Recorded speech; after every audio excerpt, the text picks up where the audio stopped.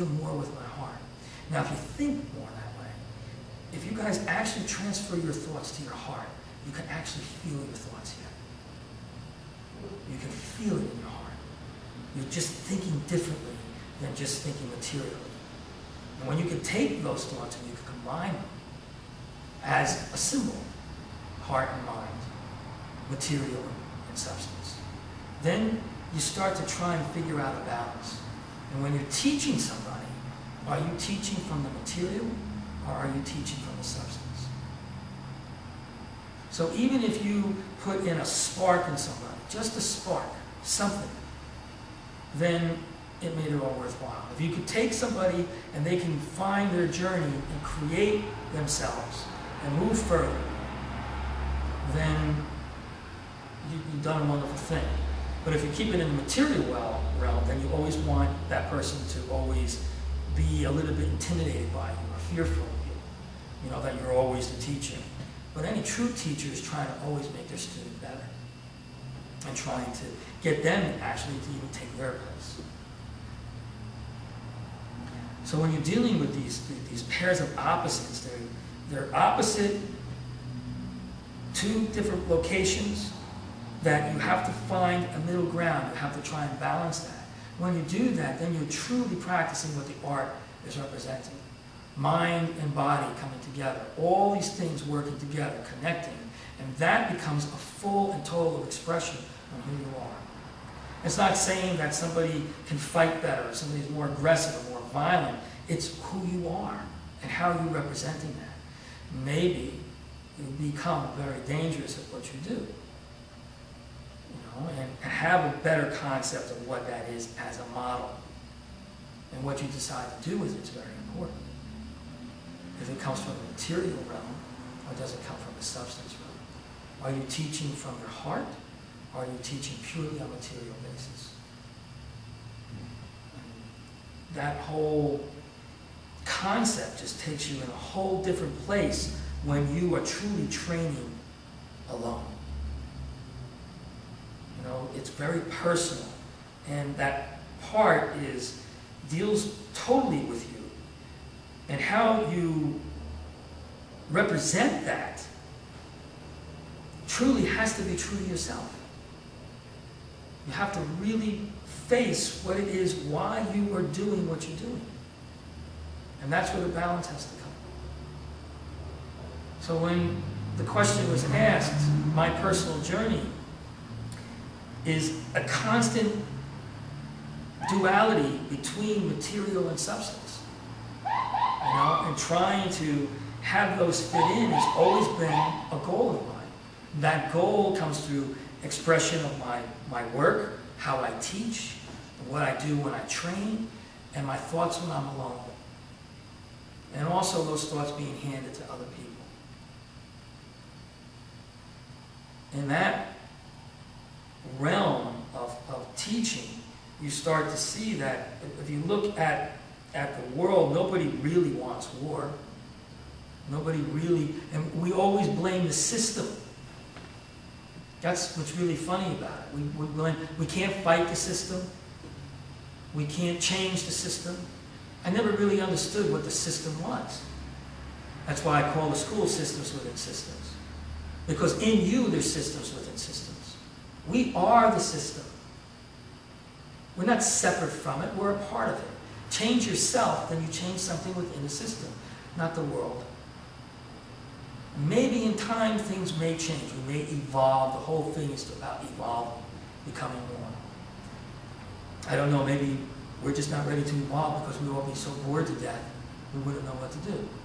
We need conflict, we need to challenge things, we need that conflict, that creative energy through conflict to keep creating things. It's through our weapons and through the things that we design and the conflicts that we create better technology. But, we also need to be in a place where we're ready to truly use that technology. If we weren't in conflict at this point in time, I think, and we all came together as a group, our race would just move, more into the future. But because we're still like Barracuda, We still chase after the shiny things. You know? We're still fighting over ground, territory, who's right, who's wrong. To me, we're still swinging in the trees. It's just that our technology has moved further. I don't really, on a substance level, and I think everybody, when you think from your heart on a substance level, can really relate to why we do what we're doing. Now, some people can't. Some people's hearts have become so blackened through the material, they can't get beyond it. It's like a veil. You see, that's the key. That's the trick. You know? So you would say that Mr. Bush may have caused a lot of problems within our culture or society today, but I really don't believe that Mr. Bush thought that what he was doing was wrong.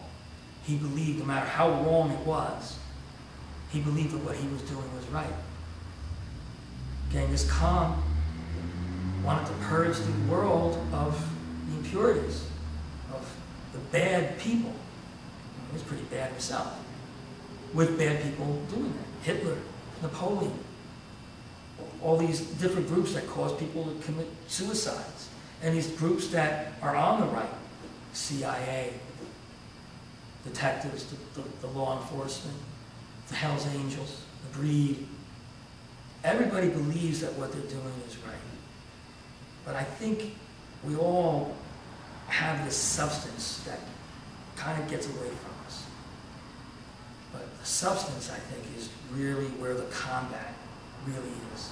Really where the art really has to take fold. When it stop looking for what's out and starts looking what's in. But you need them both. Because it's not going to change. But I believe that we can't blame the system. We can't say that we can't change the system. If you change something in yourself, you change the system. I believe that everything is interconnected. And, you know, talking to you guys, you know me well enough to understand that a little bit more. Talking to whoever's listening, it's a little bit different. But I do believe that everybody's interconnected. We kind of all are here. We all kind of want the same thing, both in material and both in substance. There's a lot of hatred that comes into the material that can really blacken the substance, and you can never discover it. And that's just the way it is. So it's really where you want to go personally. Where do you want to go? Do you want to continue to keep going further? Then you have to be more honest to what your heart is telling you. And you have to balance it with what your mind is telling you, the material.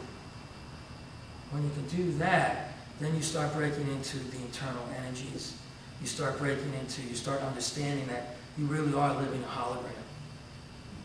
And that while you are here, it's real. But when you die, like I usually do with death meditation, if you go into your room and you just pretend you're dead. In other words, no more phone bills, no more kids screaming, no more worried about your college education or your kids' college education. Everything is gone. It's all gone. That's exactly what it's really going to be like. And whatever you leave behind, you know, you find that people that have families that are very wealthy are waiting for the guy to die so they can gain their wealth. And then they die and it just keeps going. Is all your life based on just things?